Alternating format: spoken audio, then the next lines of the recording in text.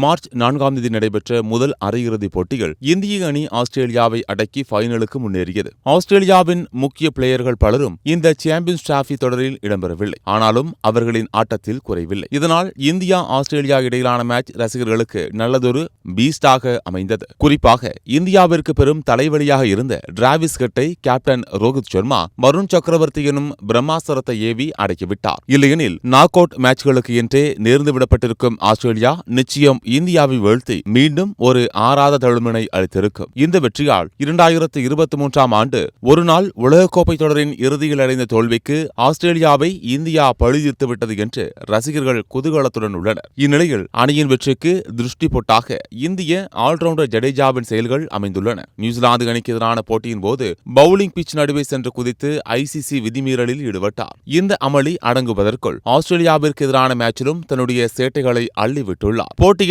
21வது ஓவரை ஜடேஜா வீசினார். இரண்டாவது பந்தை எதிர்கொண்ட ஸ்மித் அதை அழித்துவிட்டு ரன் ஓட முயற்சித்தார். ஆனால் ஜடேஜா மறுமுனையில் இருந்த மற்றொரு வீரர் லபுஷேனை பின்னால் இருந்து கட்டிப்பிடித்து ரன் எடுக்க முடியாமல் செய்துவிட்டார். இதனால் கேப்டன் ஸ்மித் கோபத்தில் ஆக்ரோஷமாக கத்தினார். ஆனால் ஜடேஜா அதை சீரியஸாக எடுத்துக் கொள்ளவில்லை. அதேபோல பவுலிங்கின் போது கையில் பேண்டேடுடன் ஜடேஜா பந்து வீச வந்தார். ஆனால் பந்து சேதமாகிவிடும் என்று ஜடேஜாவை கடுமையாக வார்னிங் செய்த அம்பையர் அவர் பேண்டேடை நீக்கிய பின்னரே பந்து வீச அனுமதி அளித்தார். ஜடேஜாவின் இந்த தொடர்ச்சியான விதிமீறல்கள் தற்போது சமூக வலைதளங்களில் கடும் விவாதங்களை ஏற்படுத்தி இருக்கின்றன. இதுகுறித்து ரசிகர்கள் இதுவே மத்த நாட்டு பிளேயர்கள் செஞ்சிருந்தா ஐசிசி வேடிக்கை பார்த்துட்டு இருக்குமா?